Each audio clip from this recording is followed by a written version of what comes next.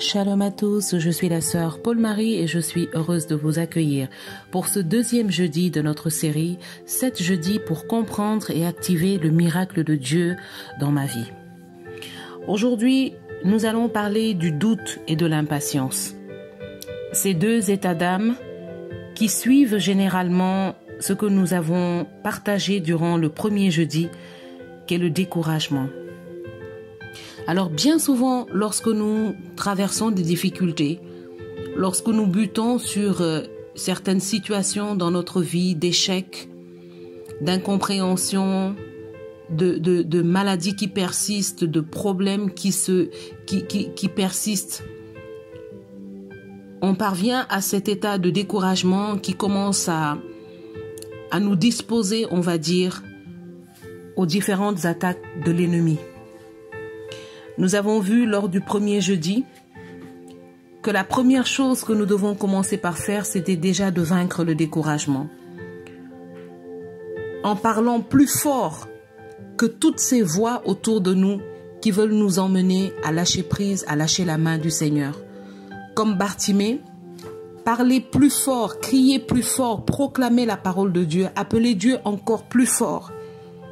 Et faire confiance en la fidélité de Dieu, en la fidélité de notre Seigneur qui a toujours la capacité de s'arrêter sur notre chemin parce que c'est un Dieu qui entend toujours le cri de ses enfants. Cependant, lorsque nous ne parvenons pas à maîtriser cet état de découragement, très souvent ce qui se passe par la suite, c'est que le doute commence à s'installer.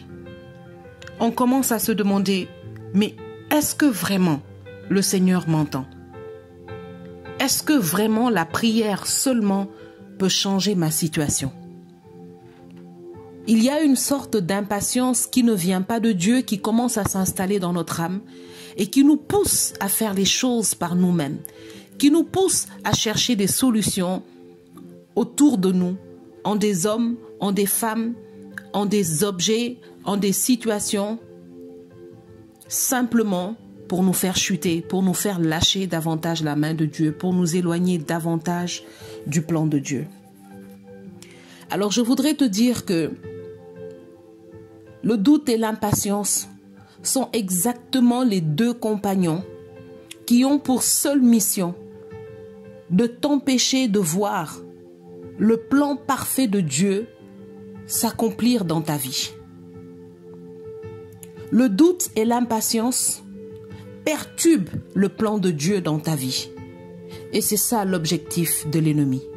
Perturber le plan parfait de Dieu dans ta vie. La parole de Dieu nous dit par le prophète Habakkuk, si la promesse tarde, attends-la. Si la promesse tarde, attends-la. Notre Dieu est fidèle et il n'a jamais abandonné tous ceux qui crient à lui.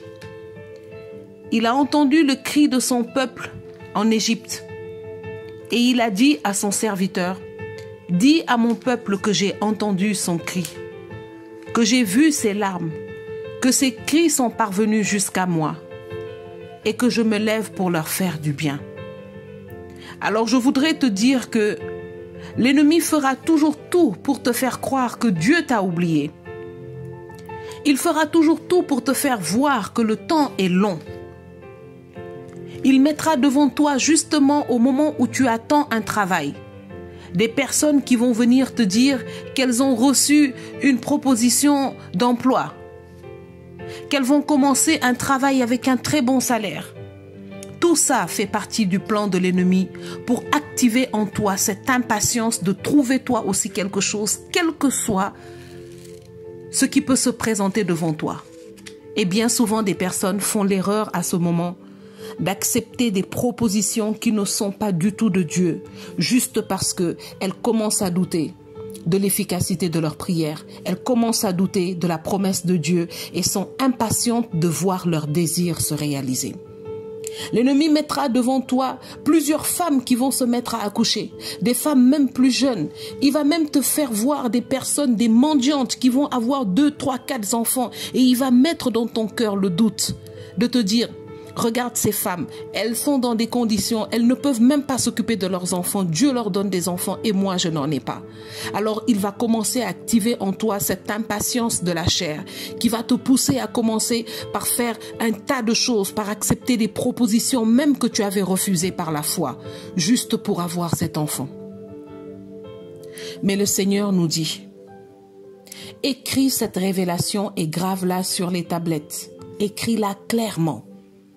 Et je veux te parler à toi, mon frère, ma sœur, qui m'écoute en cet instant.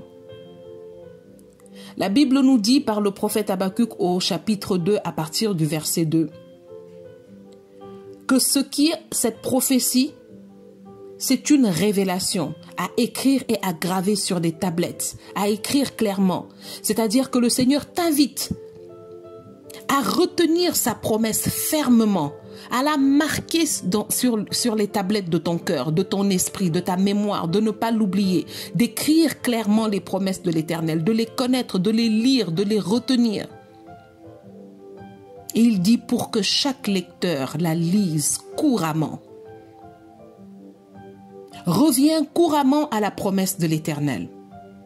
Il dit au verset 3, car c'est une révélation qui porte sur un temps fixé.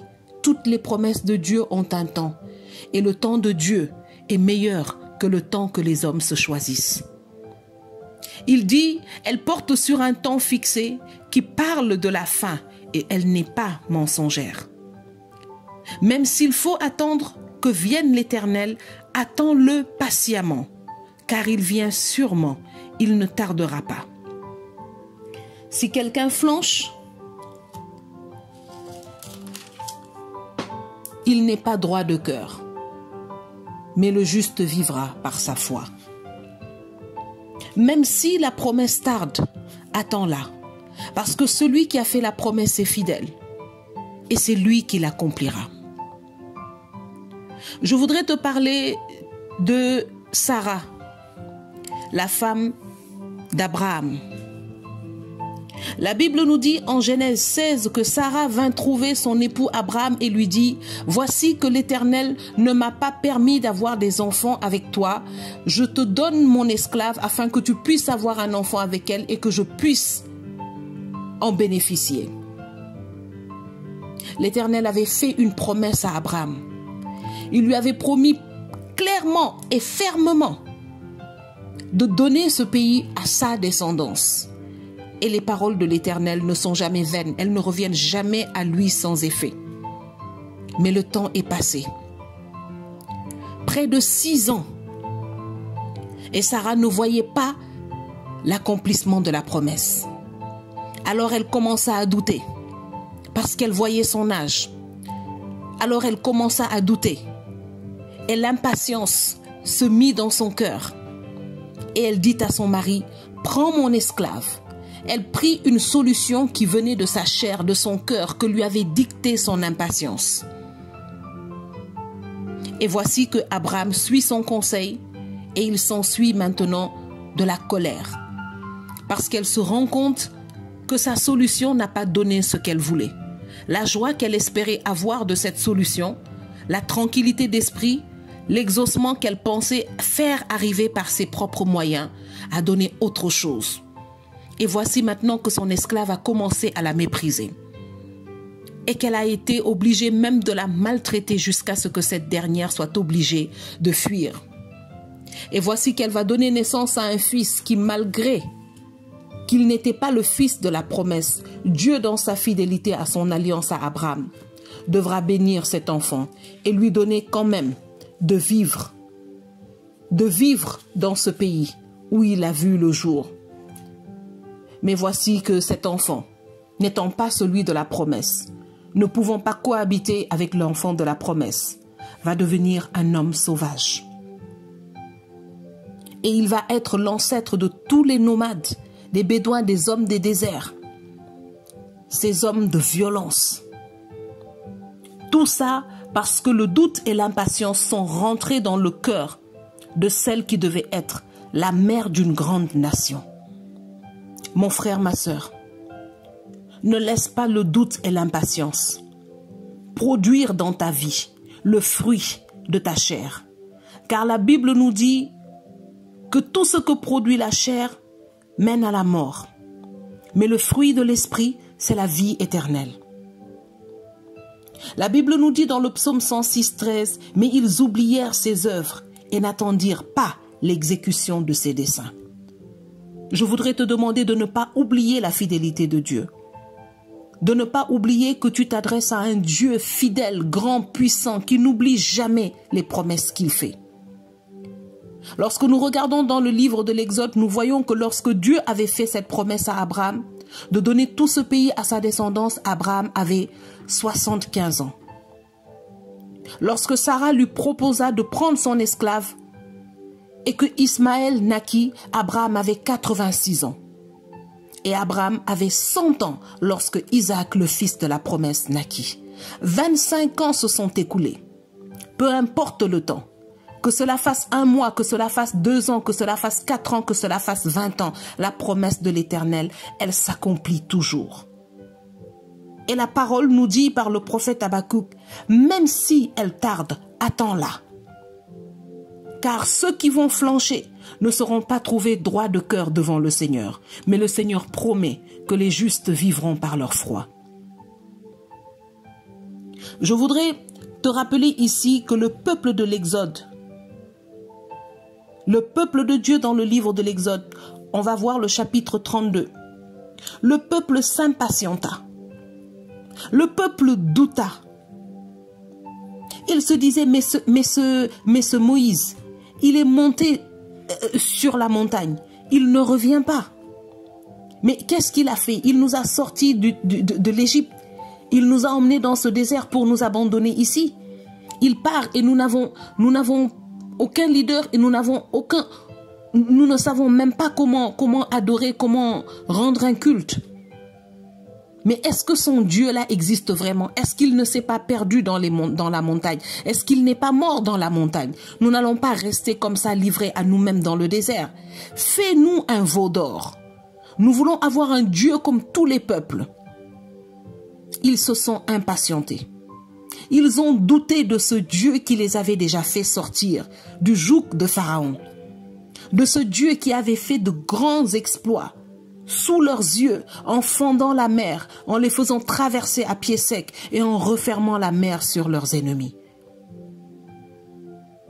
Je voudrais rappeler à ton esprit le psaume 106, 13 qu'il dit « Ils oublièrent ses œuvres, ils n'attendirent pas l'exécution de ses desseins. » Mon frère, ma sœur, ne t'impatiente pas.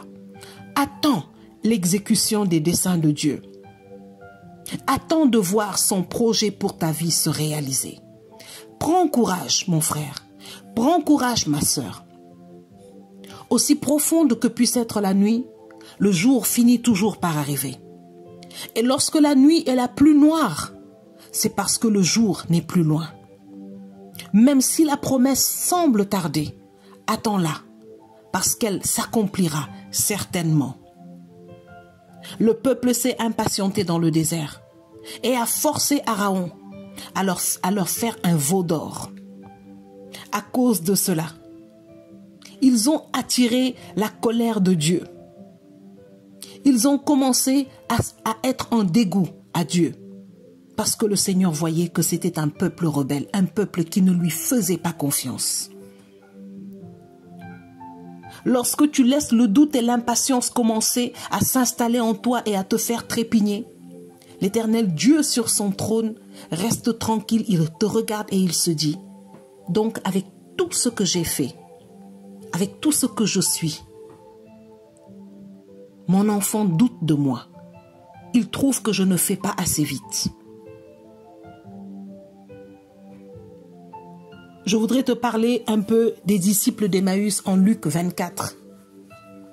Ces hommes qui ont marché avec notre Seigneur, qui l'ont vu faire des exploits et qui sont restés 3 jours après sa crucifixion et qui n'ont rien vu se passer. Ils ont commencé à douter. Ils ont commencé à douter puisqu'ils ont dit au Seigneur qui marchait avec eux, nous qui croyons que c'était le Sauveur d'Israël. Ça veut dire qu'ils ont remis en doute leur foi en Jésus avec qui ils ont marché et qu'ils ont vu faire des exploits pendant tout ce temps. Ils se sont impatientés, ils se sont dit, voici déjà 3 jours qu'il est mort. Et nous ne voyons toujours rien. Alors ils ont décidé de rebrousser chemin et de rentrer chez eux. Et voici que lorsque le Seigneur se rend compte de ça, il s'indigne et leur dit, hommes de peu de foi. Avez-vous oublié tout ce que je vous ai dit? Avez-vous oublié que je vous ai dit qu'il fallait que le Messie souffre, qu'il meure et qu'il ressuscite le 3e jour? Le doute et l'impatience, mon frère, ma sœur, sont ces choses que l'ennemi introduit dans ton âme pour perturber le plan de Dieu. Le plan de Dieu pour ses disciples était qu'ils voient Jésus, était qu'ils assistent à sa résurrection, au milieu de Jérusalem, au milieu de tous les autres, d'être ses témoins. Mais ils étaient déjà sur le point de partir, ils étaient sur le point de rater cette grâce. Mais le Seigneur est venu sur leur chemin et leur a ouvert les yeux à la fraction du pain. Leur doute et leur impatience avaient déjà commencé à perturber le plan de Dieu dans leur vie. Et je voudrais t'inviter à résister à cela.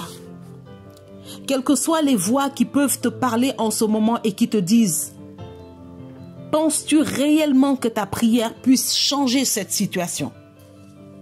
Penses-tu réellement que tu peux attendre le plan de Dieu? Le temps passe, l'âge passe, tu commences à avoir des cheveux blancs, tu commences à voir ceci, tu commences...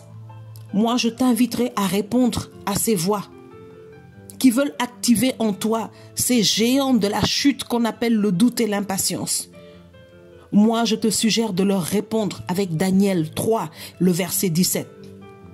Ces hommes que le peuple a poussés à adorer la statue et qui ont dit, nous ne le ferons pas parce que nous sommes des adorateurs de l'Éternel, du vrai Dieu, du ciel et de la terre.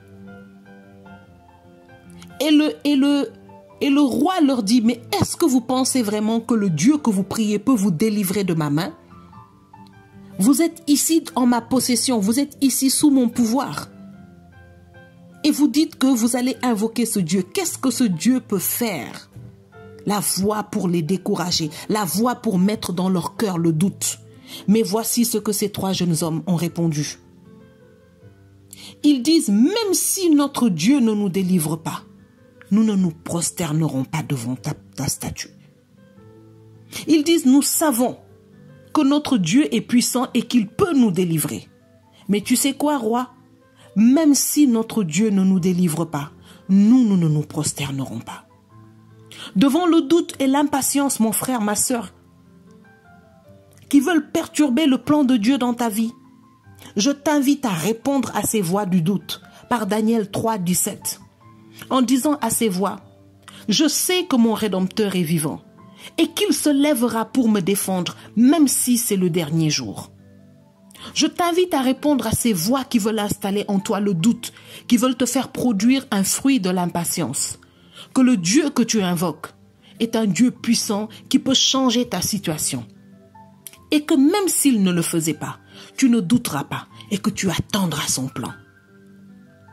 Et je te garantis que si tu réagis et réponds ainsi à ces voix de l'ennemi, tu triompheras et tu sortiras du désert et les anges de l'Éternel te serviront tels qu'ils l'ont fait avec le Seigneur et ta renommée, ton témoignage va s'accroître car il est écrit que lorsque Jésus a vaincu les tentations de l'ennemi par la parole dans le désert, les anges le diable le quitta et les anges vinrent le servir. Et la Bible dit que lorsqu'il sortit de ce désert, il était revêtu de la puissance du Saint-Esprit et alors sa renommée s'est accrue par l'accomplissement de ses hauts faits.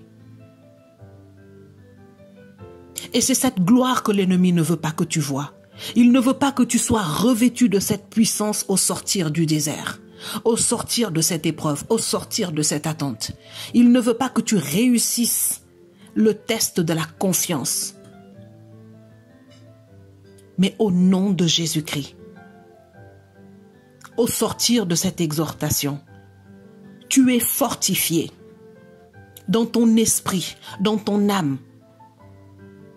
Et la parole de Dieu qui a été relâchée dans cette exhortation vient redonner un souffle nouveau maintenant à ta foi pour te donner la force de résister à toutes ces voix du doute, à tous ceux qui veulent te tirer vers le bas, à tous ceux qui veulent te faire chuter dans l'impatience.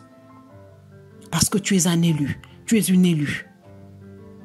Et tu es destiné à ce que ton témoignage te donne une grande renommée au nom de Jésus-Christ. Je t'invite à faire taire les voix du doute qui te poussent à perturber le plan de Dieu par l'impatience. Oui, le doute est une voix. Et je t'invite à résister à ces voix par ta voix qui va s'élever et qui va déclarer la parole de Dieu. Je prie que ta voix s'élève au-dessus de ces voix qui parlent en toi, qui parlent dans ton esprit, qui parlent autour de toi et qui veulent te pousser à tomber dans le péché de l'impatience. Élève la voix et parle plus fort que ces voix en proclamant la parole de Dieu, comme Jésus-Christ l'a fait au désert. Ta foi en sera fortifiée et ton témoignage sera authentique. Mon frère, ma sœur, je t'invite aujourd'hui à refuser d'entrer dans la volonté permissive de Dieu à cause du doute et de l'impatience comme Sarah.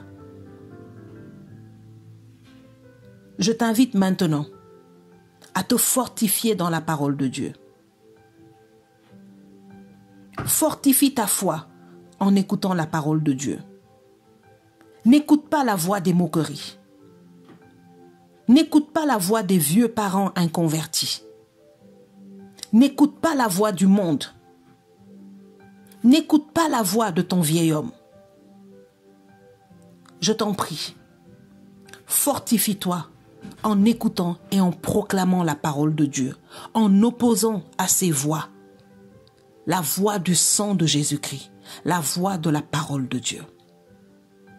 Et je voudrais prier maintenant pour toi, afin que le Seigneur libère sur ta vie à cet instant une onction fraîche. Que le Seigneur libère sur ta vie maintenant un renouvellement. Que la parole de Dieu vienne relever et fortifier ton homme intérieur. Que l'Esprit de Dieu maintenant vienne et touche ton oreille spirituelle. Et ferme tes oreilles physiques maintenant à toute voix de découragement, de doute. Qu'il te donne de résister par la foi et par la confiance à toutes les invitations de l'impatience, à toutes les invitations vers la chute. Que le Seigneur te fortifie dans ton âme.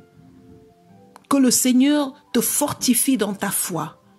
Qu'il te donne de te tenir avec audace sur la parole de Dieu, de proclamer les promesses de l'Éternel et de regarder vers celui qui a fait le ciel et la terre. Ce grand Dieu à qui rien n'est impossible, qui est ton Père, qui est mon Père, qui nous aime et qui a fait de nous les héritiers de son royaume. Que la grâce, l'amour de Dieu le Père, le Fils et la communion du Saint-Esprit soient ton partage dès maintenant et chaque jour de ta vie. Entre dans cette nouvelle saison avec la grâce de la force, avec la grâce de la foi, avec la grâce d'une joie renouvelée, d'un homme intérieur fortifié dans le nom de Jésus-Christ de Nazareth. Amen. Merci Seigneur.